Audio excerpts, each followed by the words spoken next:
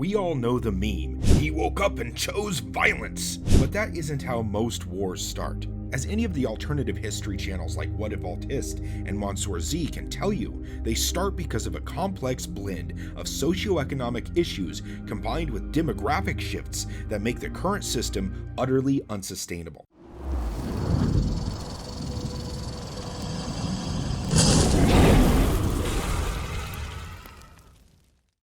For example, Hitler would have had a much harder time rising to power if Germany hadn't been saddled with unsurvivable levels of debt and inflation, along with being socially targeted for all the problems in Europe at the time. Sometimes war is simply an overflow of anger and frustration from impotence and oppression, but more often many factors are at play. This is doubly true for civil wars, because unlike grand national wars, civil wars are seldom the result of a single person deciding to invade another country. The United States has a myriad of factors pushing us towards an unavoidable violent civil conflict. The greatest of these, in my opinion, is the falling trust in the election system. Now, some of the left would say that the falling trust itself is the problem, that somehow the system is owed trust simply by existing. This is prima facie false, because nothing, especially organizational and government systems, naturally deserve our trust. They discount the concerns of conservative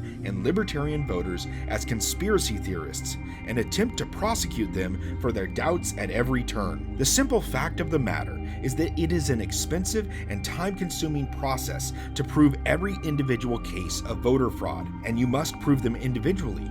It requires an official investigation to prove mass fraud, an investigation that would come from the same people that are accused of the fraud in the first place. You can see how this wouldn't lend itself to increasing trust in the system, but decrease it. When they say there is no fraud found, it is literally those in power saying, "We have investigated ourselves and found no wrongdoing." And then when the media confirms these findings, it is again the same group of people finding no fault in their side's actions. There are no impartial observers left. The media has utterly destroyed its own credibility by peddling state and leftist propaganda shamelessly and sweeping mistakes under the rug. So the very institution that is supposed to keep the government in check has essentially become an arm of those in power, and by extension, an arm of the government. Whether you believe in election fraud or not doesn't matter. What does matter is that general trust that elections are fair and honest has been eroded to the point of non-existence. Nobody is going to believe you have a fair election when you have legal observers kicked out, windows illegally blocked, and sudden jumps in vote numbers overnight that gives a candidate a sudden victory. Additionally, politicians on both the left and the right are openly talking about changing voting laws to grow their base and shrink the opposition. Many have said that loose illegal immigration laws are designed to eventually give the left complete power.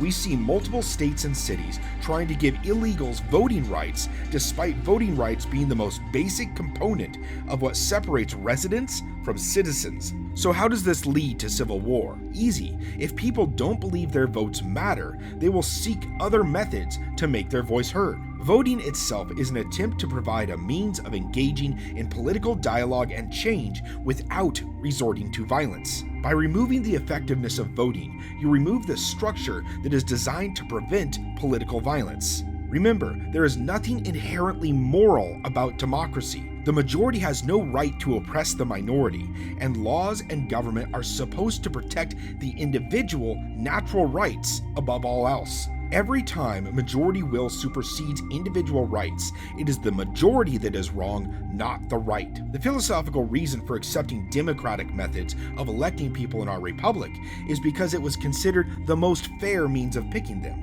But there are many instances where majority rule isn't fair. Everything from gerrymandering to urbanarchy are examples of ways democracy can be oppressive.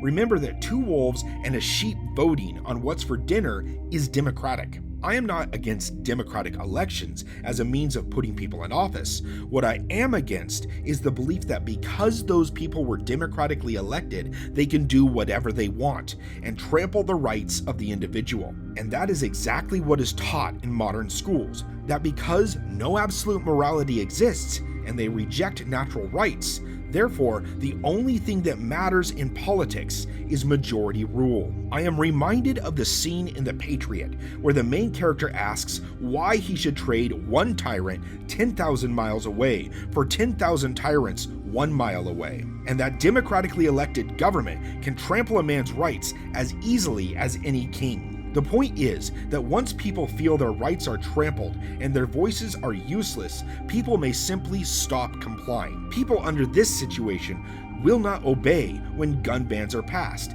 They won't submit to buybacks or confiscation. In fact, many people who understand natural rights will never submit to those, no matter who is in power. Now combine this with the mistrust that now exists in the election system, and you get a situation where government has lost virtually all legitimacy. Here is a possible way the voting situation could lead to civil war. Demographic shifts and an exodus from California and other liberal strongholds in search of greener economic pastures causes the United States to become a majority Democrat-controlled nation as they take control over major cities and use the education systems to indoctrinate subsequent generations of children into leftist ideologies. Once they have secured the majority, they begin making changes to election law to secure their control on power and minimize conservative voices. From the leftist perspective, they think they've won. They control all the states, and they can implement any policy they want. We go from a 1.5 party system to a one-party system, and everyone can sit together and sing Kumbaya.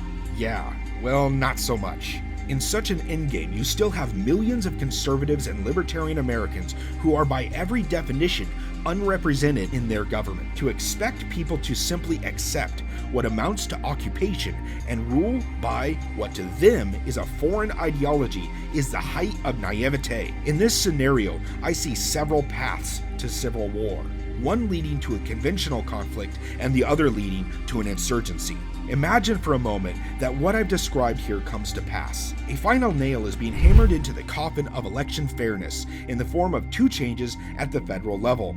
The first is the elimination of the Electoral College, and the second is federal requirements that local election law be changed to match those of federal elections. If these laws are implemented, there would be no consequences to voting multiple times, no ID checks, no citizen verification, and anyone can vote. The only requirement would be that you live where you are voting, and even that is generally ignored. While major voting blocks have been changed to blue, the states still have some legacy conservatives, and some states have holdouts of conservative views. The law is passed and backed up by an executive order commanding the states to implement the changes in the upcoming election.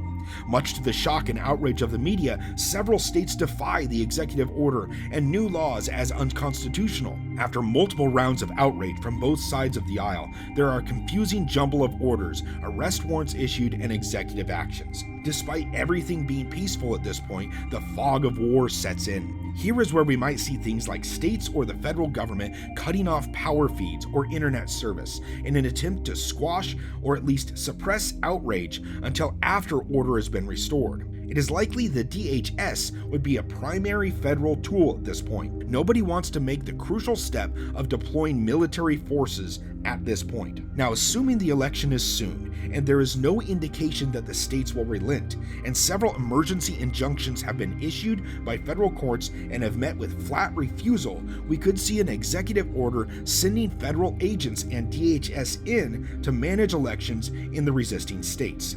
If those enforcers are stopped, sent back through threat of force, or even arrested by local agents, we could see arrest orders issued against the governors, sheriffs, and other politicians at the local level.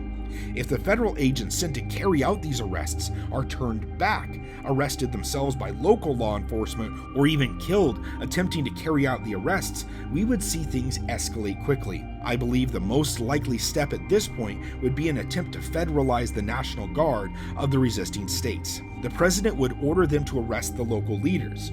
If the National Guards defy this order, I think the president would almost instantaneously declare martial law and activate the regular military. Depending on what happens at this point, victory could be determined quickly. If the majority of the federal military and bases obeyed the president's orders and took action against the National Guards of the rebellious states, we could see some quick battles where the local forces are quickly overwhelmed by the vastly more numerous and well-equipped Army, Marines, and Air Force. If the bases in the states resisting federal control, and even some in the compliant states, decided to side with the states, we could see a more protracted struggle. Despite the saber-rattling we see on both sides today, I do not believe Americans are eager to start killing each other.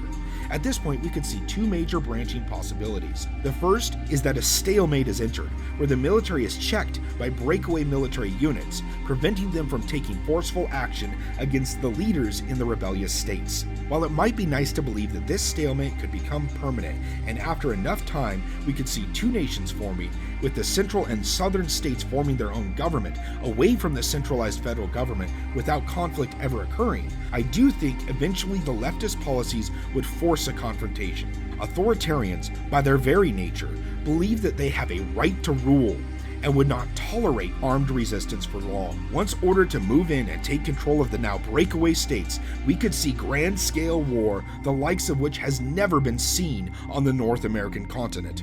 What we are seeing in Ukraine is only a small taste of what would happen during a full-scale American Civil War. We are talking about a country where gun ownership is a way of life and has spent the majority of its existence at war of some type or another. A split in the military would mean both sides have the unparalleled destructive power of the most advanced military weapons at their fingertips. Americans, once they start fighting, often embrace the concept of total war completely. With decades of hostility built up between leftist authoritarians and individualists, I think that once blood is shed, nothing will be held back. This is the flip side of what I said above. Americans tend to be entirely on or entirely off when it comes to war. And that is partially why I think we are so hesitant to cross that line into fighting, because once we do, all hell will break loose. At this point, there are three possibilities. Either the breakaway regions crush the federal forces crush the rebels, or both sides are damaged so severely as to turn the war into a slow, grinding slog similar to modern conflict in Ukraine. If the Federalists win and defeat the regular military and National Guard of the rebels, we would see a slow, grinding guerrilla war. With the federal forces already badly damaged, I don't think they could hold on to the breakaway regions for long. If the wars in Iraq and Afghanistan have taught us anything, it is that a dedicated guerrilla resistance is virtually impossible to truly eradicate, even with the most advanced and well-equipped military in the world, let alone one that is already more than halved by fighting its own forces. The only path to victory for federal forces in this scenario is to defeat the rebels in both the conventional war and then the unconventional war that follows, which is an extremely tall order. If the regular forces annihilate each other, it is highly unlikely the federal forces could mount a second invasion, resulting in a slow slog that could grind to a halt like the Korean War, or a peace where the breakaway states gain their independence. Of course, if the rebel states won the conflict, it is possible that they could take control over the entire country. While they would undoubtedly face some resistance from local population on the coast, it is unlikely to be as severe as most gun owners tend conservative. It is also possible that the free peoples wouldn't want to risk continuing the war and instead be satisfied in achieving freedom. Because the events required for a federal victory in a breakaway state situation rely on several unlikely outcomes, I think it is unlikely that the United States would lead this situation with the same borders. The best case outcome in that situation would be to let the breakaway states leave, but we all know the authoritarians cannot stand the idea of a national divorce. The second likely scenario takes a different turn at the point where the electoral laws are changed. In this possible future, the resistance is non-violent, and people object strongly verbally, file legal complaints, and essentially do everything they can short of physical resistance. The conflict begins when they start to arrest people for hate speech and start confiscating guns. Because there are so many people who simply will not give up their guns, and people have been seeing this coming for decades, many people will be prepared and entrenched. It is almost inevitable that you will see hundreds of thousands of Ruby Ridge and Waco-style events across the country. You could even see some local sheriffs siding with the victims of federal enforcement, or even ending up in shootouts with federal forces when the federal agents attempt to arrest the sheriffs for refusing to enforce their edicts. This will snowball into a general and massively decentralized resistance across the country, more similar to Afghanistan than the conflict we are seeing in Ukraine. But instead of goat herders and huts, the federal forces would be fighting extremely well-equipped, well-trained, and well-educated combatants, many of whom are veterans and have developed an intense hatred for federal government and authoritarianism. As ugly as I think the first scenario could get, this second insurgency scenario would be far, far worse. The fighting would be decentralized and far, far more personal. It is hard for highly trained soldiers in a foreign land to follow the rules of war. But when you see your neighbors, friends, and relatives killed by an authoritarian regime, you don't hate an abstract foreign government. You hate the thugs attempting to enforce the dictates of overlords that want to dominate you. I think every rule of war would be violated in this sort of conflict. Battle trophies and scalpings would become common. Psychological warfare would be used in the extreme. You would see heads on spikes, families of important figures targeted, and as the federal forces target the general population, you will see the same in retaliation. As food production in the countryside grinds to a halt or shipments to the cities stop or are interdicted, you will see mass starvation and death. Unlike the previous scenario, this situation is guaranteed to be slow and drawn out. This would play out over years, not weeks or months. It is also likely to slowly ratchet up in intensity as government forces win at least some of those Waco battles and execute those who resist. This is a scenario where it is most likely that a majority of the military would be controlled by the government, as those in power would have time for purges, loyalty inquisitions, and capturing ideological objectors. You would likely see thousands of soldiers defecting, but it would be far more difficult to get entire units to switch sides, as there would be no side to switch to at first. Eventually, I do think an organized resistance would form, and I do not see the government winning this sort of struggle. There are just too many armed and organized people in the country, and if the US military can't win in Afghanistan, there is no way in hell they would win here. But the cost would be high. We would see millions dead, our economy in shambles, and our infrastructure utterly destroyed. I think in both of these scenarios, it is unlikely that the leftist authoritarians would win in the end. But that is assuming that they start moving more quickly. If they continue the extremely slow, gradual usurpation of our freedoms and our children's minds through the indoctrination camps of the schools, they may eventually win by dissolving the will of free people to resist. That, in my opinion, is the greatest danger. If it comes to a fight the federals start, the free people will win. If the free people strike first, that is another matter, and probably warrants its own video, but I don't think that will end well. There really is only one positive action to take on this. That is to take control of education of our children. Homeschooling is good, but we need to find ways to change the education system itself and start teaching basic things like economics and natural rights in school, because without them, all paths lead to leftist authoritarianism. We can't live our lives hoping that the left will strike at the free people so the free people can strike back. Because while that fight would probably lead to a victory for the right, I think the left knows that. And that is why they completely took over our schools. I think we need to start playing the long game and start patiently educating the new generations about what freedom means. If you enjoyed this video, please like and subscribe.